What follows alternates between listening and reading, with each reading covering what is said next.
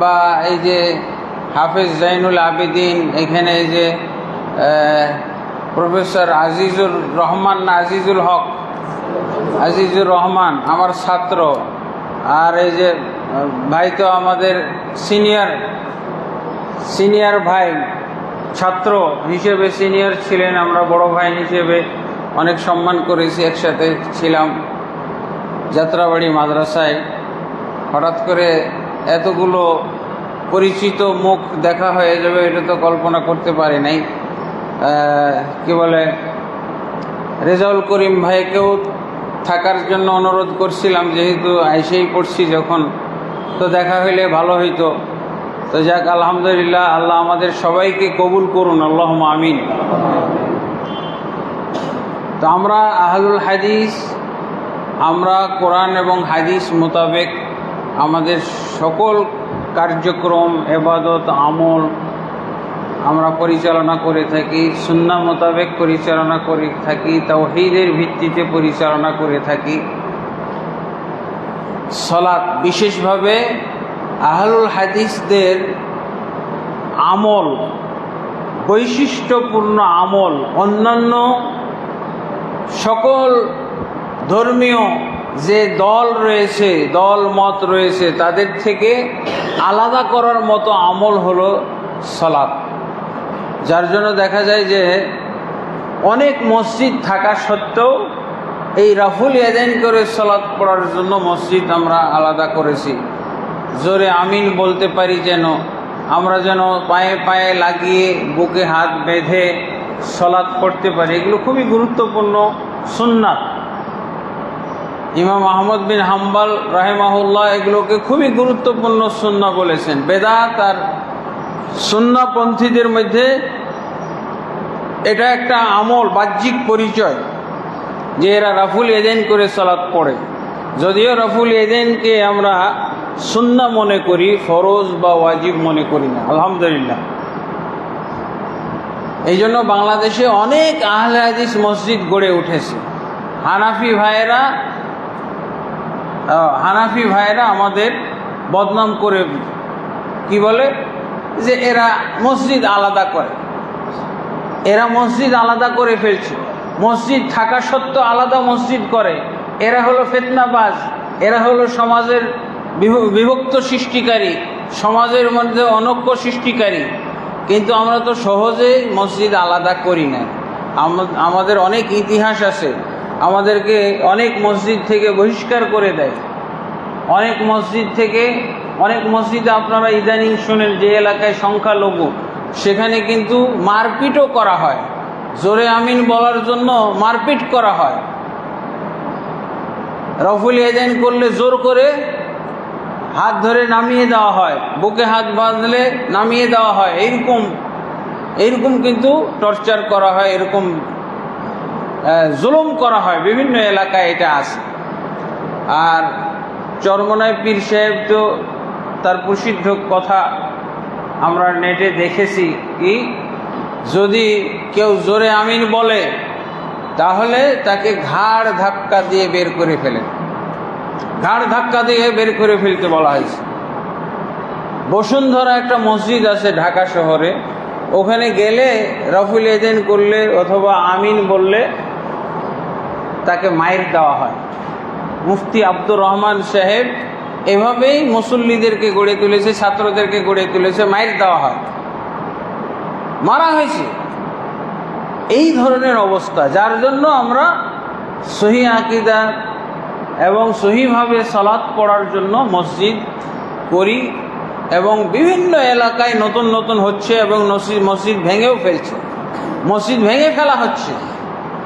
এই অপরাধে মসজিদ ভেঙে ফেলা হচ্ছে যে তারা সুন্নাহ মোতাবেক সালাত পড়বে, সুন্নাহ মোতাবেক সালাত পড়া যাবে না, এই জন্য মসজিদ ভেঙে ফেলা হচ্ছে। তো আলহামদুলিল্লাহ, তারপরও আমাদের মধ্যে একটা জোয়ার তৈরি হয়ে গেছে। সুন্নাহ মোতাবেক আমল, বেদাত মুক্ত আমল, সহি হাদিস অনুযায়ী আমল, এটার একটা জোয়ার তৈরি হয়েছে। আমরা জানিও না কত জায়গায় যে এরকম মসজিদ তৈরি হয়ে গেছে, বিভিন্ন জায়গায় মসজিদ তৈরি হয়ে গেছে, আলহামদুলিল্লাহ। এখানে আরেকটা জিনিস আমরা এর সাথে সাথে লক্ষ্য করতেছি, সেটা হলো জীবনে হজ একবার ফরজ। জীবনে হজ করা কিন্তু একবার ফরজ। এই একবার হজ করা ফরজ। এই হজ যদি ভুল হয়ে যায় তাহলে দোহরানো কিন্তু কঠিন। নামাজ ভুল হয়ে গেলে দোহরানো সহজ, টাকা লাগে না। টাকা লাগে?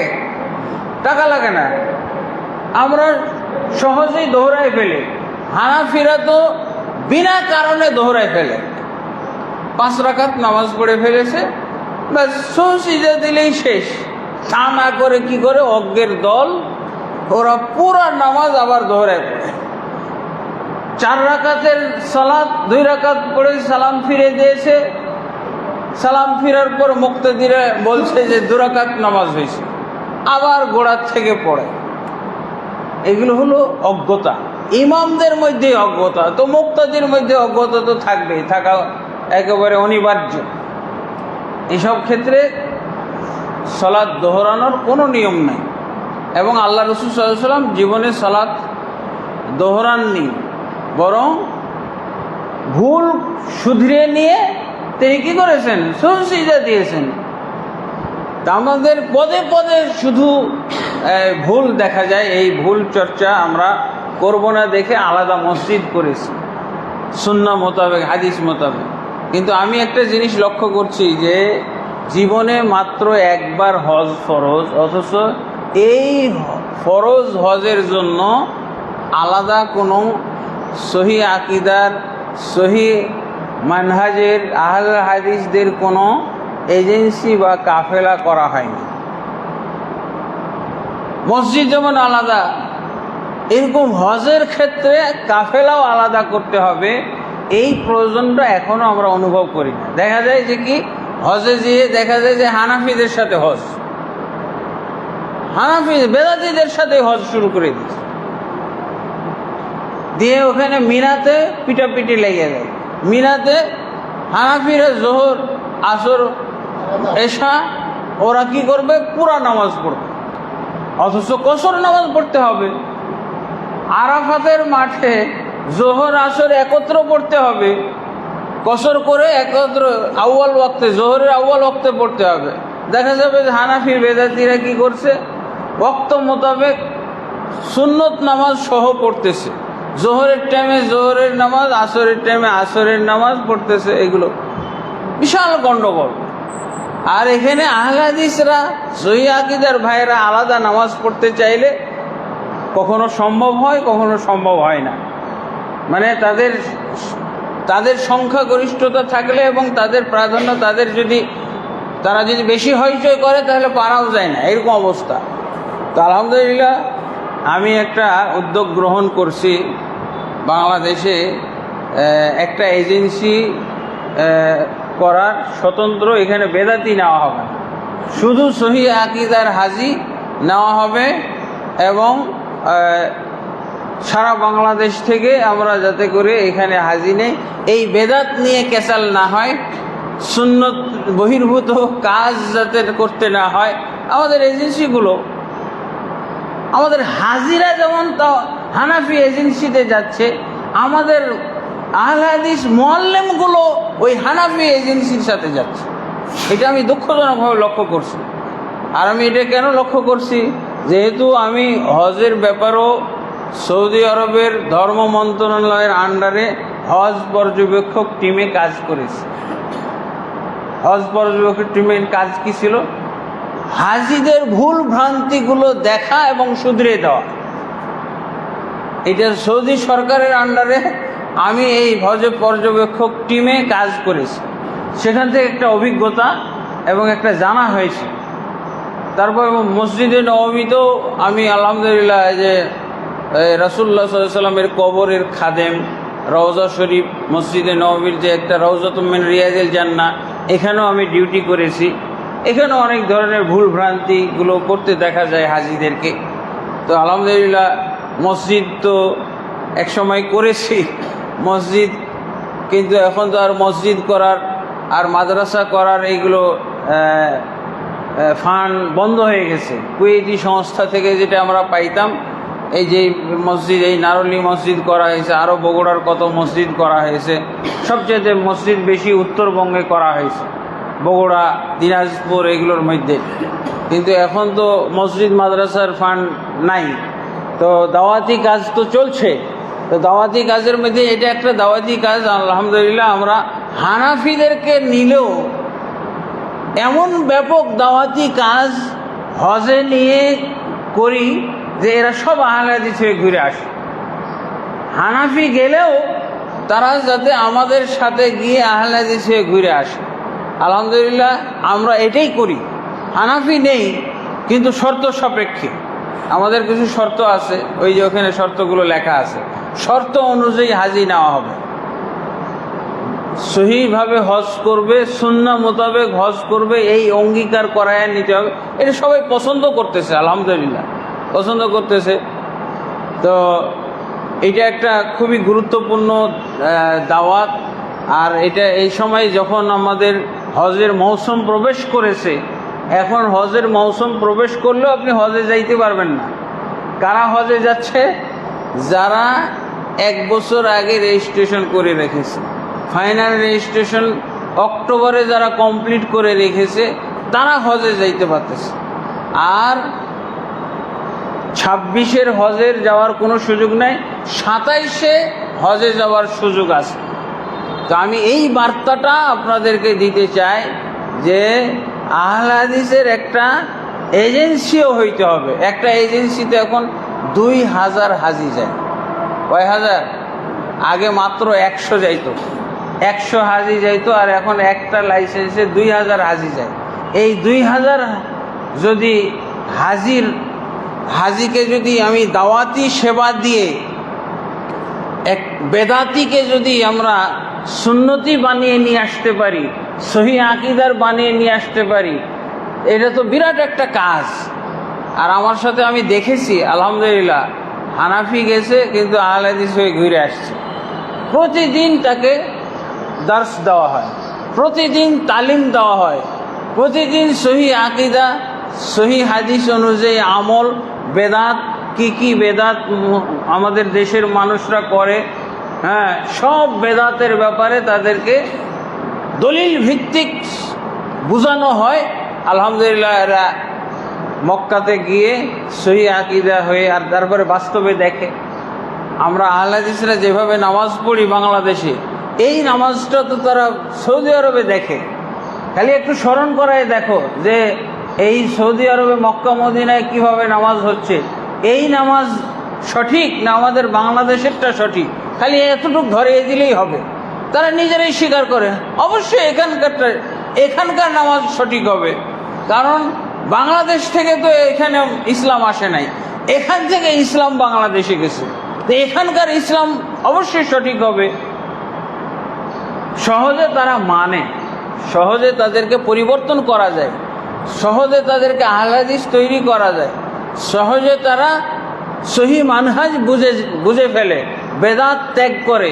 মিলাদ দেখে যে মিলাদ হচ্ছে না, কিয়াম হচ্ছে না, তারপর অনেক পাক্কা বেদাতিরা যখন এই যে মিনাতে চলে যায়, যার যার তাবু বুঝিয়ে পায়, তখন শুরু করে দেয় মিলাদ, ইয়া নবী সালাম আলাইকা। আরাফাতের মাঠে ইয়া নবী সালাম আলাইকা অনেকে শুরু করে দেয়। কিন্তু আলহামদুলিল্লাহ আমাদের সাথে যারা যায় তাদেরকে আমরা এই ইয়া নবী সালাম আলাইকা, এই মিলাদ পড়া, এই কিয়াম করা এবং অন্যান্য বেদাত, এগুলোর ব্যাপারে আমরা সতর্ক সাবধান করে ফেলি। তো আলহামদুলিল্লাহ, তো আমরা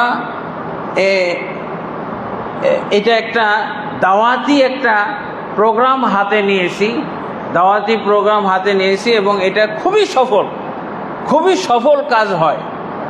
বেদাতি যতজন যায় মোটামুটি সবাই চেঞ্জ হয়ে চলে আসতেছে।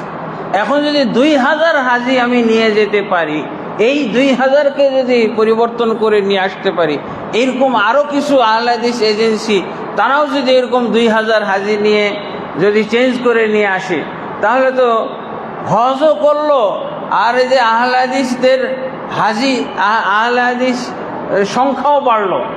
আলহামদুলিল্লাহ ওরা এসে মসজিদ করতেছে, অনেকেই মসজিদ করেছে, বেদাতি ছিল, অথচ সে হজ করে আসার পর তার এলাকায় মসজিদ বানিয়ে ফেলেছে, মাদ্রাসা করে ফেলেছে। তো আলহামদুলিল্লাহ আমরা এই জন্য কিছু বিভিন্ন আহলে হাদিস মসজিদগুলোতে আমরা এই বিষয়গুলো তুলে ধরতেছি। এই হজের এই যে সংক্ষিপ্ত একটা,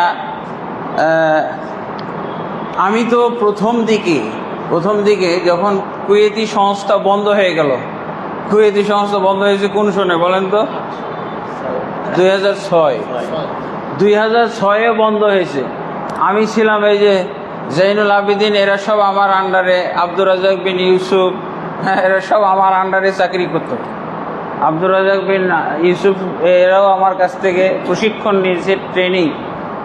হ্যাঁ, সেই সময় শিক্ষক হিসেবে আমি তাদের প্রশিক্ষণ দিয়েছি। কিন্তু যখন কুয়েতি সংস্থা চলে গেল তখন তো সব কিছু মানে বন্ধ, আমারও চাকরি চলে গেছে, চাকরিও নাই, বেকার। তো আলহামদুলিল্লাহ আমার এই বইটার কারণে, এই যে একটা আমার লেখা বই, 1996 লেখা বই, এই বইটা যে পরবর্তীতে হজ এজেন্সির কাজে লাগবে এটা কল্পনাই করি নাই। কুয়েতের মাটিতে লেখা এই হজের বইটা আমার। তো এই বইটা আমার যখন কুয়েতি সংস্থায় ছিলাম, বসুন্ধরার একজন বড় অফিসার, ঊর্ধ্বতন অফিসার, উনি আমার একটা লেকচারে উপস্থিত ছিল এলাকায়। তো উনি বললেন যে ভাই আমি হজে যাব, তো আপনি একটা সহি শুদ্ধ বই আমাকে দেন, যে বইটা পড়ে আমি সহিভাবে হজ করতে পারবো। তো আমি ওনাকে বললাম যে আমারই লেখা একটা বই আছে, আপনি এটা নিয়ে যেতে পারেন। তারপরে এই বইটা নিয়ে গেল। উনি বেশ কয়েকটা বই পড়ছে, আমার এই বইও পড়েছে, তাকে আমার এই বইটা শ্রেষ্ঠ বই মনে হয়েছে। উনি তখন অন্য বই বাদ দিয়ে আমার এই বইটা অনুযায়ী সে হজের প্রস্তুতি নিয়েছে এবং হজ করে আসছে। হজ করে আসার পর আমাকে বলছে যে ভাই আপনার এই বইটা খুবই সুন্দর, তো আমি ফ্রি কিছু ছাপিয়ে বিতরণ করব। 2000 কপি উনি ফ্রি ছাপিয়ে বিতরণ করলো, বিভিন্ন জনের কাছে এই বই চলে গেল। তখন এরা বিভিন্ন জায়গা থেকে আমাকে হজ প্রশিক্ষণের জন্য দাওয়াত দেয়। প্রথম দাওয়াত দিয়েছে এটিএন বাংলার কাছে আমার এই বইটা গেছে। ওনারা প্রথম হজ কাফেলা করবে সিদ্ধান্ত নিছে। তো ওরা যেহেতু টেলিভিশন, ওদের তো হাজির অভাব নাই, ঘোষণা দিলেই হাজির।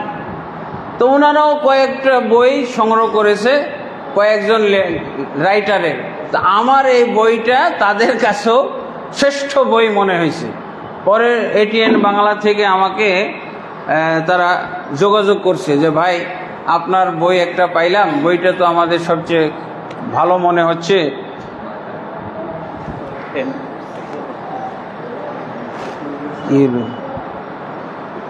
তো এই বইটা আমরা আমাদের হাজিকে বিতরণ করব, আর আপনাকে দিয়ে হাজিদের ট্রেনিং দেওয়াবো। এটিএন বাংলাতে তারা এই বইয়ের কারণে আমার বইটাও সব হাজিকে তারা দিয়ে দিল কিনে, আর আমাকে ট্রেনার হিসেবে নিল এটিএন বাংলা। পরে তখন আমি ট্রেনিং দিলাম তাদের। কামালউদ্দিন জাফরিকে তো চিনেন আপনারা? কামালউদ্দিন জাফরি এটিএন বাংলায় আলোচনা করে না, তো উনি আমার পাশে বসা, আর আমি ট্রেনিং দিয়েছি। এই ট্রেনিং দেওয়ার পর যারাই আমার ট্রেনিং শুনছে তারা খুব পছন্দ করছে, আলহামদুলিল্লাহ। পছন্দ করে তারা আমার নাম্বার রেখে দিয়েছে। হজ করে আসার পর তারা আমার কাছে অভিযোগ জানায় যে ভাই আপনি যেভাবে ট্রেনিং দিলেন, আমি তো ট্রেনিং দিলাম নবীর পদ্ধতিতে হজ পালন, এই বইয়ের মধ্যে তো তাই লেখা আছে। নবী কিভাবে হজ করেছেন, হজ করতে বলেছেন, সমর্থন করেছেন, সেটাই তো লেখা আছে। কোরআন হাদিসের পাতায় যেভাবে হজ লেখা সেভাবে হজ আমি প্রশিক্ষণ দিয়েছি। এখন এরা বলতেছে যে ভাই আপনি নবীর পদ্ধতিতে হজ পালনের আমাদের প্রশিক্ষণ দিলেন, কিন্তু আমাদের তো মনে হলো যে আমরা এজেন্সির পদ্ধতিতে হজ করলাম। হ্যাঁ, তো এটা তো খুবই কষ্টের ব্যাপার। যেভাবে হজ শিখে গেলাম ওইভাবে করতে পারলাম না। তো আমি বললাম যে এটা তো আমি দায়িত্ব নেই নাই ভাই, আমি খালি প্রশিক্ষণের মালিক, প্রশিক্ষণ দিতে ডাকছে, আমি প্রশিক্ষণ দিয়েছি, আমি তো হজ করে নিয়ে আসতে চাই নাই বা সেই সুযোগ আমার নাই। তখন ওনারা আমাকে পরামর্শ দিল যে আপনি তাহলে একটা কাফেলা খুলেন, যেভাবে আপনি বই লিখেছেন, কোরআন হাদিসে যেভাবে হজের বর্ণনা আছে আপনি বইয়ে লিখেছেন, যেভাবে ট্রেনিং দেন, এইভাবে তাহলে হাজিদেরকে আপনি হজ করিয়ে নিয়ে আসবেন, তাহলে তো সবচেয়ে ভালো হয়। তা আমি বললাম যে আচ্ছা ঠিক আছে।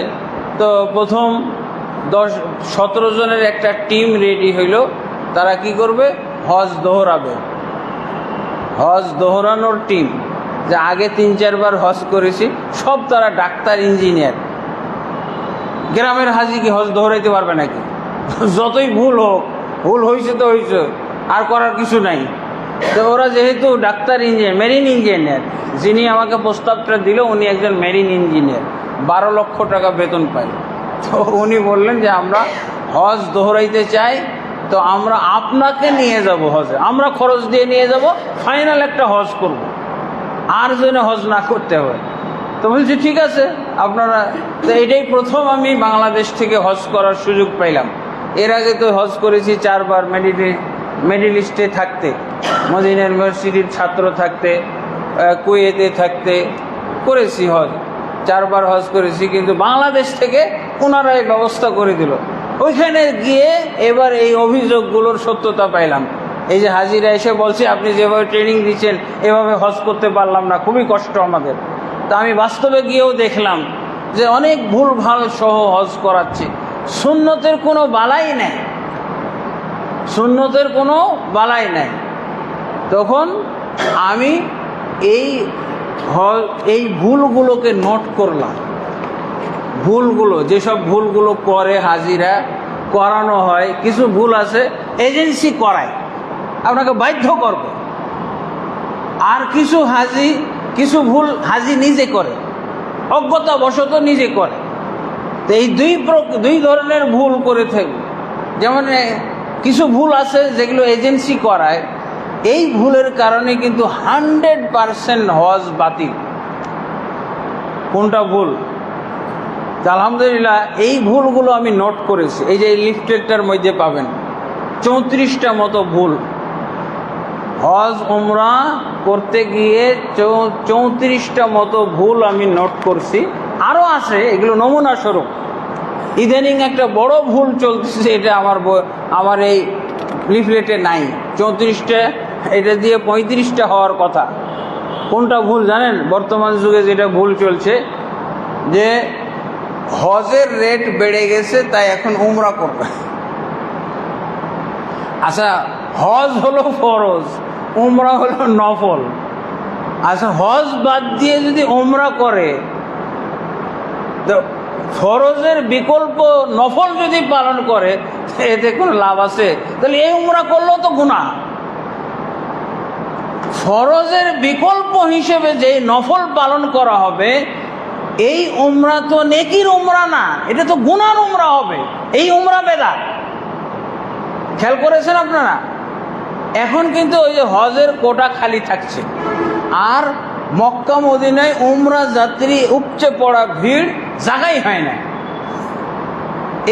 এই রমজানের আগের রমজানে আমি টিকিট কিনেছি কিন্তু ভিসা পাইনি, সেই টাকা এখনো আমি 30,000 টাকা উঠাইতে পারিনি। কেন? উমরা যাত্রী এত বেশি যাইতেছে যে মক্কা মদিনায় তিল ধরার জায়গা নাই, সই ফেলার জায়গা নাই। আর এদিকে হজের 50,000 কোটা বাকি, 1,27,000-এর মধ্যে 50,000ই নাই। ওরা উমরা করে। এক হতভাগা আসছে আমার কাছে, যে আমারই এজেন্সি থেকে একটা অফার ছাড়ছিল অক্টোবর মাসে। কি অক্টোবর মানে 2025 অক্টোবরে একটা অফার উমরা ছেড়েছিল 1,10,000। তো এক লোক আসছে, স্বামী স্ত্রী, ওরা রেজিস্ট্রেশন করছে, অনলাইনে টাকা দিয়ে উমরা বুকিং দিয়ে ফেলেছে আমার বড় ছেলের মাধ্যমে। তারপরে ও ট্রেনিং নিতে এসে আমাকে বলছে, সাহেব একটা মাসলা বলেন। কি মাসলা? বলছে আমার ছোট ভাই ও পয়সাওয়ালা তো, আর আমি গরিব মানুষ, আমি ছোট চাকরি করি, পেট্রোল পাম্পে আমি কর্মচারী হিসেবে কাজ করি, আমার টাকা নেই। তো ও তো বারবার হজ করছে, কিন্তু আমি বড় ভাই মায়া করে আমাকে হজের টাকা দিছে, 7 লাখ টাকা দিয়েছিল। কিন্তু আমি দেখছি যে ছোট হজ করলে টাকা কম লাগে, আমি ছোট হজ করছি, উমরা করছি, টাকা আমার কাছে 5 লাখ বাকি আছে, 1.5 লাখ টাকা, 5.5 লাখ টাকা আমার ব্যালেন্স আছে, 7.5 লাখ টাকা তার ভাই তাকে দিছে। এই কাহিনী যে ঘটতেছে এটা আমরা প্রমাণ পাইলাম। এই হতভাগা স্বীকার করছে, বলছে 7 লাখ দিয়েছিল, 1.5 লাখ টাকা দিয়ে হজ করেছি, না ছোট হজ কি বলছে, উমরা। ছোট হজ বলাও তো বেদাত, এটা নামই উমরা, হজ বলা যাবেই না, এটা বলতে হবে উমরা। ছোট হজ বলাও একটা বেদাত। উমরা আর হজ দুইটা জিনিস। উমরা হলো নফল, হজ হলো ফরজ। আর হজের সাথে যে উমরা পালন করা হয় এটা হজের অংশ হিসেবে ফরজ। আমার তো হজের একটা অংশ না উমরা, কেরান হজের অংশ উমরা না, তো এই উমরা তো ফরজ, কিন্তু হজের অংশ হইতে হবে। কিন্তু আলাদা যে উমরা করা হয় এটা তো নফল, ফরজ বাদ দিয়ে এই নফল পালন করলে তাহলে তো গুনাহ হবে, এই উমরাতে কোনো নেকি হবে না। এই প্রবণতা এখন বাংলাদেশে চলছে, এটা একটা ভুল হইতে পারে, কিন্তু আমি যখন লিফলেটটা লিখি তখন এই ভুলটা সমাজে ছিল না, এখন খুব ব্যাপকভাবে দেখা যাচ্ছে। তো এইরকম ভুল দেখেন, এজেন্সির পক্ষ থেকে একটা যে ভুল করা হয়, দেখেন যে জিলহজের 10 তারিখে 5 থেকে 6টা কাজ করতে হয়। 1 নম্বর হলো জামরায় পাথর মারা, 2 নম্বর কুরবানি করা, 3 নম্বর চুল মুন্ডানো, 4 নম্বর কাবা শরীফের তওয়াফ করা, 5 নম্বর হলো সাই করা। কিন্তু কোনো এজেন্সি এই কাজগুলো 10 তারিখে করানোর দায়িত্ব নেয় না, কোনো এজেন্সি নাই। তাহলে তুমি হজে নিয়ে যাও কেন? 10 তারিখ, যেই 10 তারিখে এতগুলো কাজ, হজের আসল কাজগুলো যেই 10 তারিখে, সেই 10 তারিখের কাজগুলোর তুমি দায়িত্ব নিবে না, তো কিসের তুমি তাহলে এজেন্সি, কিসের কাফেলা? তো এখানে কি হয়, দেখা যায় যে কিছু এজেন্সি আছে ওরা অগ্রিম করাই নেয়, 7 তারিখে, 6 তারিখে, 10 তারিখের কাজ করাই ফেলছে। কেন? বলছে 10 তারিখে প্রচণ্ড ভিড় হয়, গাড়ি ঘোড়া থাকবে না, প্রচণ্ড ভিড় হবে, গাড়ি ঘোড়া নাই, হারিয়ে যাওয়ার সম্ভাবনা, অসুস্থ হয়ে যেতে পারেন। এজেন্সি কোনো দায়িত্ব নেবে না, এই জন্য কি করবে, 6 তারিখে অগ্রিম, 10 তারিখের কাম করাই নেয়, তওয়াফ করায় নেয়, সাই করায় নেয়। আচ্ছা বলেন তো, যদি জোহরের নামাজ কেউ 10টার সময় পড়ে, হবে?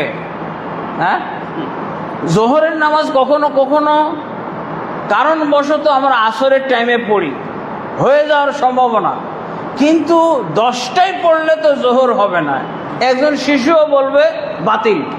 এই কাজগুলো সাধারণত বেদাতি যারা এজেন্সি, চট্টগ্রাম, সিলেটের, নোয়াখালীর এজেন্সিগুলো এগুলো করায়। আমার ভাগিনা সাক্ষী, আমার ভাগিনা সে চট্টগ্রামে একটা এজেন্সিতে, একটা KSRM ফ্যাক্টরিতে চাকরি করে। তো ওরা কোম্পানির পক্ষ থেকে হজ করাবে, কর্মচারীদেরকে হজ করাবে। তো আমার ভাগিনাও এই সুযোগ পাইছে। তো আমাকে মক্কাতে ফোন দিছে, মামা কি করি, আমার এজেন্সি তো বলছে 6 তারিখে, বলছে যে সব তোমরা 10 তারিখের কাম করে ফেলো, 10 তারিখের তওয়াফ সাই তোমরা আজকে 7 তারিখ সকালবেলা করো।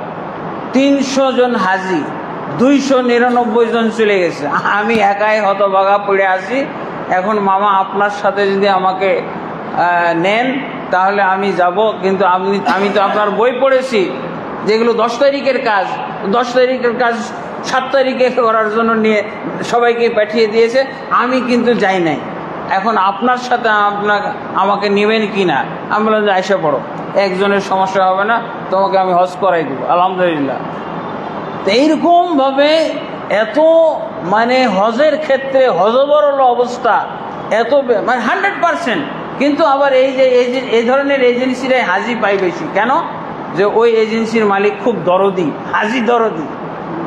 কেন? ওকে আগেই আমাদেরকে 10 তারিখের কাম আমাদেরকে 7 তারিখ করাই নিছে, আমরা যেন হারিয়ে না যায়, প্রচণ্ড ভিড় হয়, হ্যাঁ, গাড়ি ঘোড়া থাকবে না। আহা, বলেন তো, শুক্রবারের দিন, জুমার দিন এত ভিড় হয়, রাস্তায় নামাজ পড়তে হয়, তাই কি আমি সকালে পড়তে পারবো? শনিবারের দিন জুমার নামাজ পড়া যাবে? ভিড় হয় এজন্য। কেন ভিড় হয়? কারা ভিড় করে? যারা জানে যে 10 তারিখের কাজ 10 তারিখে করতে হবে, এমনকি সূর্য ডোবার আগে করতে হবে। তা আলহামদুলিল্লাহ। তো এই কাজগুলো আমরা মানুষকে সচেতন করছি। এই যে এই ভুলের লিফলেটগুলো আমরা বিতরণ করছি কেন?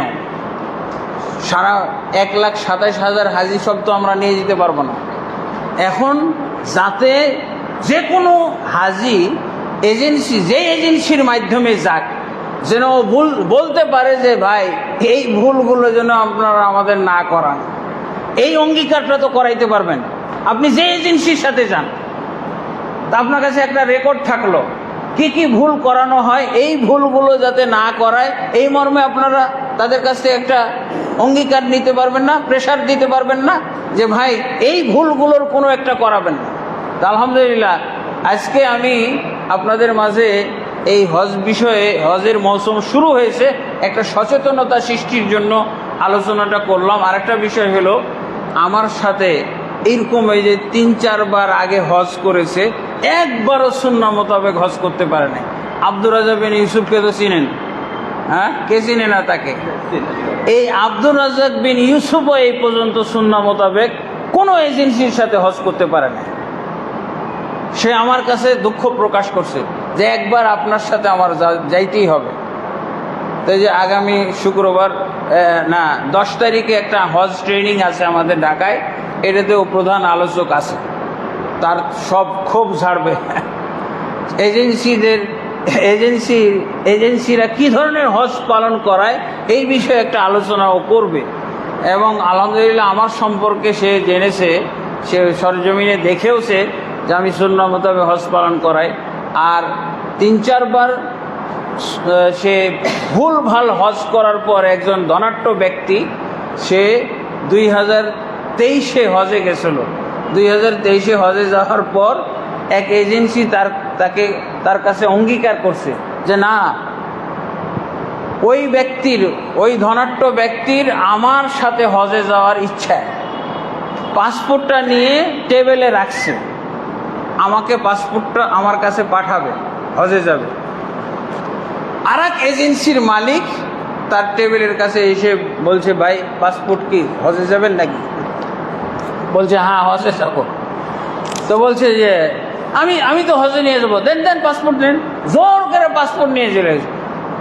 উনি বলছে, এই দেখেন, আমি কিন্তু এবার পরিপূর্ণ সুন্নাহ মোতাবেক হজ পালনের সিদ্ধান্ত নিয়েছি, এবং আমি এজেন্সিও খুঁজে পাইছি, এরকম ব্যক্তিও খুঁজে পাইছি, ওনার মাধ্যমে হজে যাব।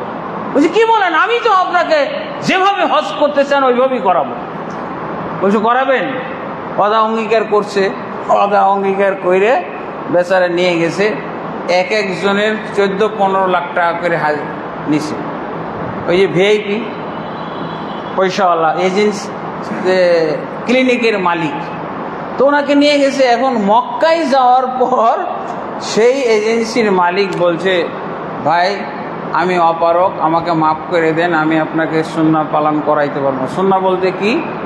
আমাকে 8 তারিখে নিয়ে যেতে হবে, 10 তারিখের কাজগুলো আমাকে 10 তারিখ সূর্য ডোবার আগেই করাইতে হবে।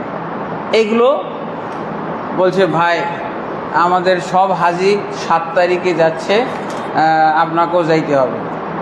আমি কথা দিছিলাম কিন্তু কথা রাখতে পারতেছি না। তখন ওই বেচারা আমাকে ফোন দিছে, যেহেতু ওনার ইচ্ছা ছিল আমার সাথে হজ করার। মক্কাতে এবার যখন তার এজেন্সি তাকে যখন এইরকম অপারগতা প্রকাশ করছে, তখন আমাকে ফোন দিয়েছে। আমি বললাম যে ভাই আপনি আমার সাথে চলে আসেন, আমি সুন্নাহ মোতাবেক হজ পালন করার জন্য গাড়ি রিজার্ভ রেখেছি। ওরা তো বলছে গাড়ি ঘোড়া পাওয়া যাবে না, এই জন্য আমি গাড়ি রিজার্ভ করেই রেখেছি, আপনি আমার সাথে চলে আসেন, ফ্যামিলি সহ আমার সাথে চলে আসছে। তা আলহামদুলিল্লাহ সেই বেচারা আমার সাথে সুন্নাহ মোতাবেক হজ পালন করে এত খুশি হয়েছে, ওখানে আমাকে 5,000 রিয়াল সে হাদিয়া দিয়েছে। আর দেশে আসার পর একটা লাইসেন্স হাদিয়া দিয়েছে। লাইসেন্স বুঝেন তো, একটা লাইসেন্স করতে 35 থেকে 40 লক্ষ টাকা লাগে একটা লাইসেন্স করতে। সে এত খুশি হয়েছে, সুন্নাহ মোতাবেক হজ পালন করাটা একটা হলো এই যে কি বলে সোনার হরিণের মতো অবস্থা। অনেক এজেন্সি এটা বিশ্বাসই করে না যে আজকাল সুন্নাহ মোতাবেক হজ পালন করা যায়।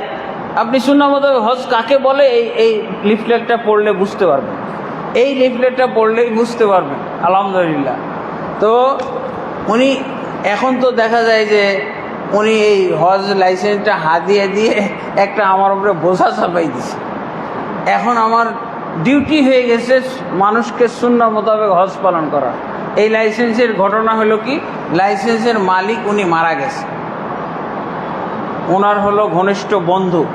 তো ওনার সন্তানদেরকে বলছে যে তোমরা তো লাইসেন্স চালাইতে পারবে না, শেখ আকরামুজ্জামানকে লাইসেন্সটা দিয়ে দাও, উনি সুন্নাহ মোতাবেক হজ পালন করাবে, তোমাদের পিতা সওয়াব পাবে। অন্য এজেন্সিরা সব ধোঁকাবাজি করে, প্রতারণা করে, ওনার এখানে কোনো ধোঁকাবাজি প্রতারণা নাই, সুন্নাহ মোতাবেক সবাই হজ পালন করবে এবং তিনি কবরে নেকি পাবেন। তো আলহামদুলিল্লাহ আমি আমার এই লাইসেন্সের পক্ষ থেকে একটা 20,000 টাকা সুন্নাহ পালনের একটা অ্যামাউন্ট ধার্য করছি। যেহেতু আমি লাইসেন্স ফ্রি পাইছি, তো সুন্নাহ পালনের যে অ্যামাউন্টটা, এই যে গাড়ি রিজার্ভ করতে হয় না, এই রিজার্ভ গাড়িটা আমার পক্ষ থেকে সুন্নাহ পালনের মতো, যাতে কোনো একটা আমল ছাড়া না পড়ে, কোনো একটা আমল আগপিস না হইতে পারে, যথাযথভাবে হয় সেভাবে আমি আমার পক্ষ থেকে এটা 20,000 টাকা একটা সুন্নাহ পালনে আমাদের যেটা লিফলেট আছে ওখানে লেখাই আছে। তো আলহামদুলিল্লাহ এইভাবে আমরা এখন যেহেতু 2,000 হাজি নিয়ে যাওয়ার একটা ব্যবস্থা হয়েছে, একটা লাইসেন্স 2,000 হাজি নিবে। 100 হাজি যদি হয় তাহলে সেই লাইসেন্স অ্যাক্টিভ হবে না, 2,000 হাজি হইতে হবে। তো আলহামদুলিল্লাহ এখন যদি আমাদের সাথে আহলে হাদিস মসজিদগুলো, আহলে হাদিস মসজিদের ইমামরা, আহলে হাদিস ব্যক্তিরা যদি আমাদের এই পদ্ধতির সাথে, আমাদের এই পন্থা, আমাদের এই চিন্তাধারার সাথে যদি একমত হয়, তাহলে তাদেরকে নিয়ে 2,000 হয়ে যেতে পারে আলহামদুলিল্লাহ। আর যদি নাও হয়, তারপরও যদি আমরা বিরাট সংখ্যক আনতে পারি, তাহলে এটা একটা বাংলাদেশের জন্য মডেল হবে। শুধু মসজিদ আলাদা না, হজের লাইসেন্সও আলাদা হয়ে গেল আলহামদুলিল্লাহ। ওখানে আমাদের শর্তগুলো দেওয়া আছে এর মধ্যে, এবং বৈশিষ্ট্যগুলো দেওয়া আছে। শর্ত কি, এই শর্ত অনুযায়ী আমরা হাজি সংগ্রহ করে থাকি। তা আলহামদুলিল্লাহ এই বার্তাটা আহলে হাদিসের বিভিন্ন মসজিদে আমরা পৌঁছাচ্ছি। না পৌঁছাইলে তো হবে না, পৌঁছাইতে তো হবে, পৌঁছাইলে হলে তাহলে না আমরা আশা করতে পারি যে কাজ হবে। তা আল্লাহ তাবারক ওয়া তাআলা আমাদের সবাইকে এই সহি সুন্নাহ মোতাবেক হজ পালন করার জন্য, হজ কাফেলা দাঁড় করানোর জন্য, হজ এজেন্সি দাঁড় করানোর জন্য, সহযোগিতা করার জন্য আল্লাহ যেন তৌফিক দান করেন। এতটুকু আপনাদের কাছে বার্তা পৌঁছাইতে এসেছি। জাযাকুমুল্লাহ খায়রান। আর এই ভাই, উনি মোশাররফ ভাই, উনি একটা মেডিকেলের ওমেন মেডিকেল আছে উত্তরায়, ওইটার উনি অ্যাকাউন্টেন্ট ছিলেন। তো উনি নামাজ পড়ার জন্য ওয়াক্ত মোতাবেক নামাজ পড়তে দিত না, তো উনি চাকরি ছেড়ে দিয়েছে। তো আমি বললাম যে আপনি এই মহৎ কাজে জড়িয়ে পড়েন, বাংলাদেশের মানুষকে সহিভাবে হজ পালন করার আপনি বার্তা নিয়ে বাংলাদেশে ছুটেন। আলহামদুলিল্লাহ আপনার সময় মতো সালাত পড়বেন, সহি আকীদা চর্চা করতে পারবেন ফ্রি, এবং আপনি ওই দুনিয়াবি ডিউটি থেকে এখন আখেরাতের ডিউটি আপনি পালন করা শুরু করেন। আল্লাহ বেতনও দিবে আর সোয়াবও দিবে, আখেরাতের আপনার পুঁজিও হবে। তো এইভাবে ভাই আমাদের সাথে হয়েছেন, সঙ্গে হয়েছেন, ওনার জন্য আপনারা দোয়া করবেন, আমাদের জন্য দোয়া করবেন, আপনাদের জন্য আমরা দোয়া করি। আমার এই বার্তাটা কি ভুল মনে করেন, এই মেসেজ দিতে আসছি, জাযাকুমুল্লাহ খায়রান। তো তিনটা মেসেজ দেই। একটা হলো যদি শায়েকের